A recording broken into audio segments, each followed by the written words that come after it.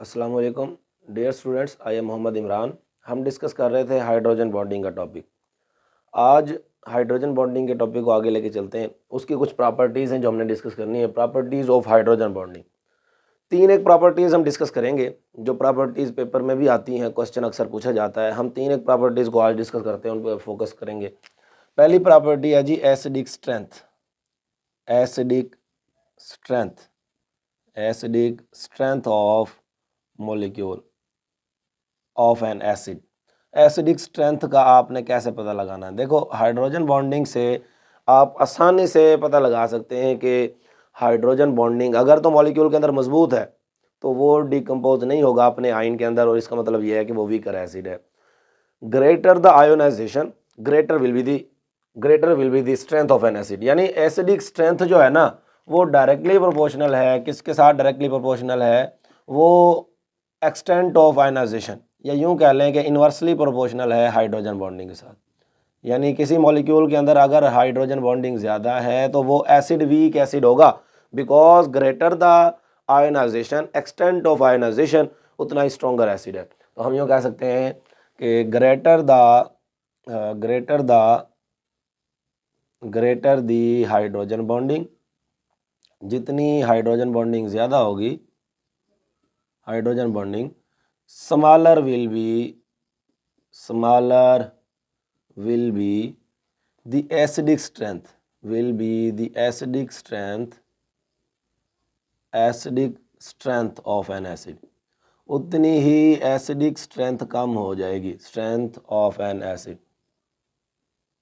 ठीक है, अगर हाइड्रोजन बॉन्डिंग ज़्यादा होती है तो वही एसिड जो है ना वीकर एसिड होगा। एक तो बात यह है, बिकॉज वजह क्या है असल में, acidic strength depends on the acidic strength depends, इनसार करती है, depends on the extent of ionization, on extent, extent कहते हैं हद को, शरह को, एक्सटेंट ऑफ आयोनाइजेशन,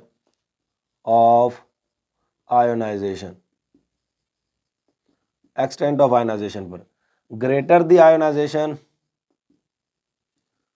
किसी भी एसिड की अगर आयोनाइजेशन ज़्यादा है यानी आयन में तब्दील होने की शरह, जब हम उसको वाटर के अंदर इक्वस सोल्यूशन में उसको डालें, उसका इक्वस सोल्यूशन बनाएं, पानी के अंदर डालें तो फ़ौरन से अपने आयन में तब्दील हो जाए, इसको हम बोलते हैं एक्सटेंट ऑफ आयोनाइजेशन।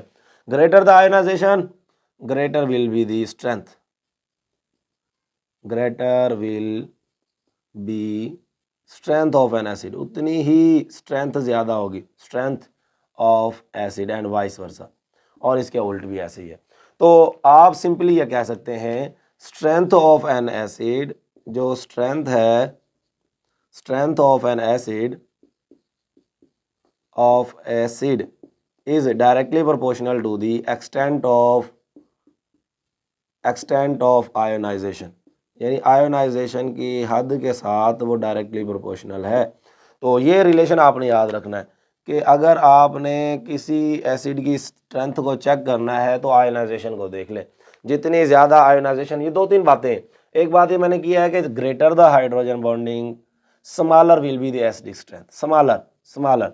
और इसके अलावा एसिडिक स्ट्रेंथ किसके ऊपर डिपेंड करती है? Extent of ionization, greater the ionization greater will be the strength.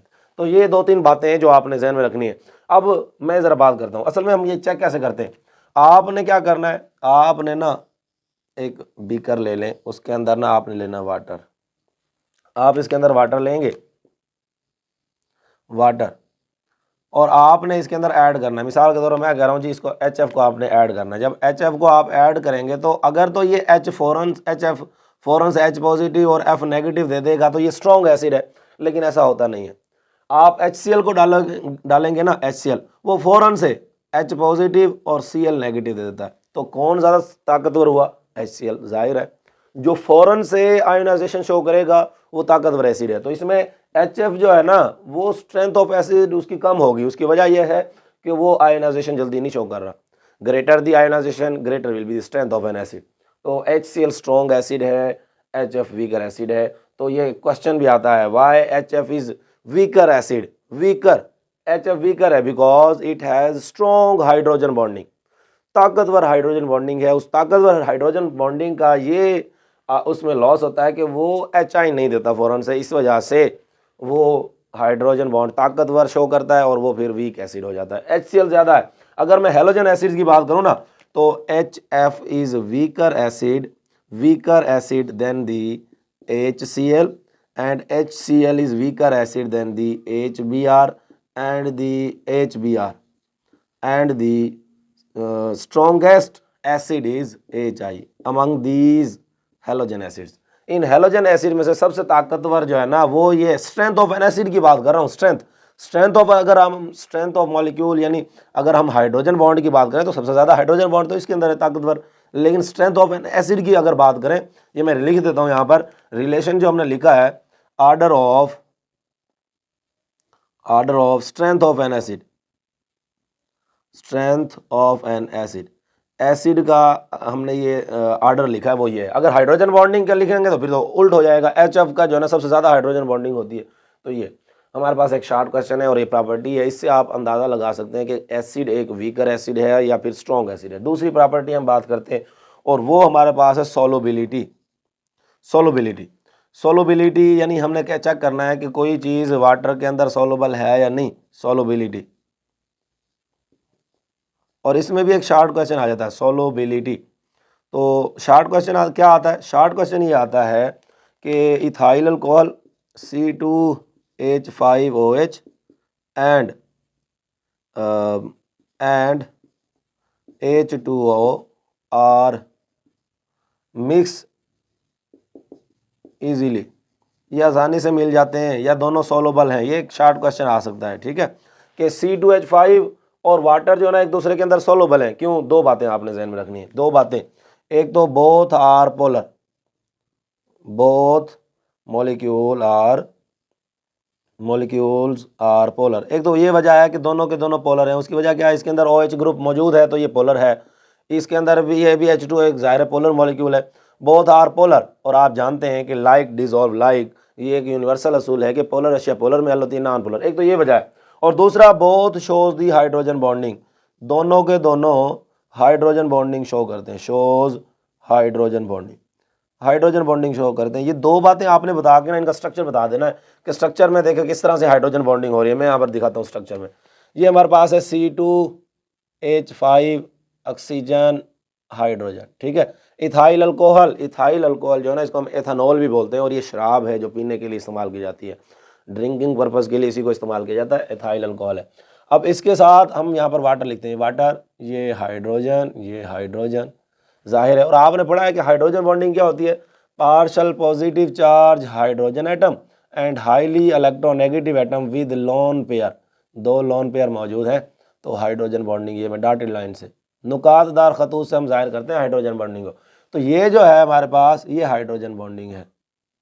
तो हाइड्रोजन बॉन्डिंग की वजह से they mix easily in all proportion, ये एक दूसरे के अंदर हल हो जाते हैं। तो ये बात है हमारे पास सॉल्युबिलिटी के मुतालिक। अगर ये एक शॉर्ट क्वेश्चन आता है कि why ethyl alcohol is soluble in water, तो आप बताएंगे कि जो इथाइल अल्कोहल है वो भी पोलर है, वाटर भी पोलर है, तो पोलर में हल होता है, इसलिए दोनों सॉल्युबल है। दूसरी बात आप क्या कहेंगे कि दोनों हाइड्रोजन बॉन्डिंग शो करते हैं। उसके बाद हमने देखना है तीसरी प्रॉपर्टी क्लींजिंग एक्शन की, cleansing action of soap, cleansing action of soap और डिटर्जेंट और सोप का जो क्लींजिंग एक्शन है, सफाई का काम है, धुलाई जो करती है कपड़ों की, वो कैसे सफाई का रोल है, उसमें कैसे हाइड्रोजन बॉन्डिंग अपना रोल प्ले कर रही है, उसके रोल कैसे है हाइड्रोजन बॉन्डिंग का। असल में मसला क्या है, हम जो सोप बनाते हैं ना, सोप के अंदर दो चीज़ें होती हैं। एक तो उसके अंदर हम सोप जो है वो दो चीज़ों से मिलकर बनी होती है। उसके अंदर एक तो बेस, हम कोई भी अल्कली ऐड करते हैं, और साथ में उसके जो है ना ऑयल होता है। ये दो चीज़ें होती हैं, ऑयल और बेस।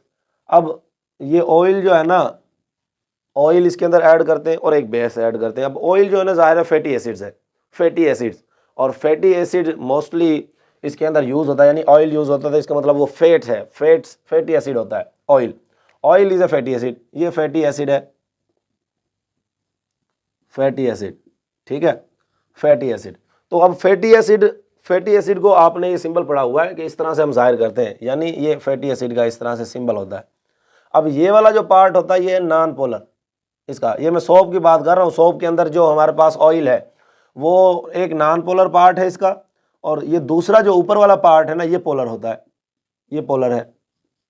याद रखें, अगर हमारे कपड़ों के ऊपर कोई पोलर शे लगती है ना, आप पानी के साथ उसको धोएं बगैर सॉप डिटर्जेंट के, वो निकल जाएगा, क्योंकि पानी के अंदर पोलर शे सॉल्युबल है। जब आप उसको धोएंगे तो वो पानी के साथ सॉल्युबल हो जाएगी और कपड़ों को छोड़ देगी।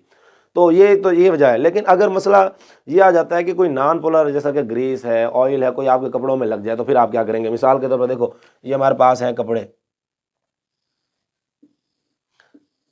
फाइबर लाइक मटेरियल है, ये हमारे पास कपड़ा है कोई, फर्ज किया अगर इसके ऊपर ये मटेरियल लग जाता है जी ग्रीस का, ये ग्रीस का धब्बा लग गया है, ठीक है। अब हमारे पास जो सोप है उसके अंदर है फैटी एसिड। फैटी एसिड दो पार्ट है, मैंने जैसे आपको बताया, मैंने कहा कि एक तो है ना हमारे पास पोलर पार्ट और दूसरा कौन सा है? Non polar part. अब ये जो पोलर पार्ट है ना ये तो पानी में सोलुबल है, पोलर, ये कहाँ पर चला जाएगा? ये चला जाएगा वाटर के अंदर, वाटर इसको अपने साथ बहा ले जाएगा, ठीक है। और जो नॉन पोलर है ये क्या करेगा? ग्रीस को अपने अंदर मिक्स कर लेगा, क्योंकि नॉन पोलर में हल होगी, तो ये दोनों एक दूसरे के अंदर सोलुबल हो जाएंगे। और क्या होगा? ये जो ग्रीस है, ये जो ऑयल है, वो non polar part fatty acid के साथ मिलकर ना पानी के साथ बाहर निकल जाता है।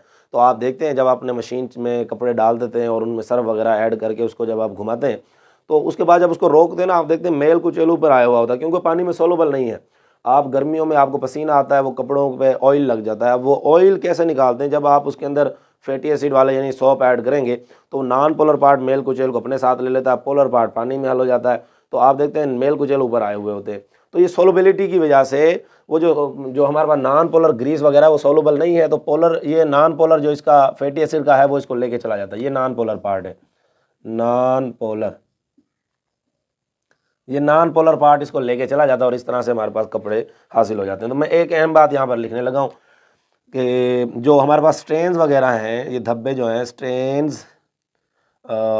स्ट्रेन्स ऑफ ग्रीस या ऑयल वगैरह के, जो हमारे पास ग्रीस और ऑयल आर रिमूव्ड, ये निकाले जाते हैं, रिमूव्ड बाय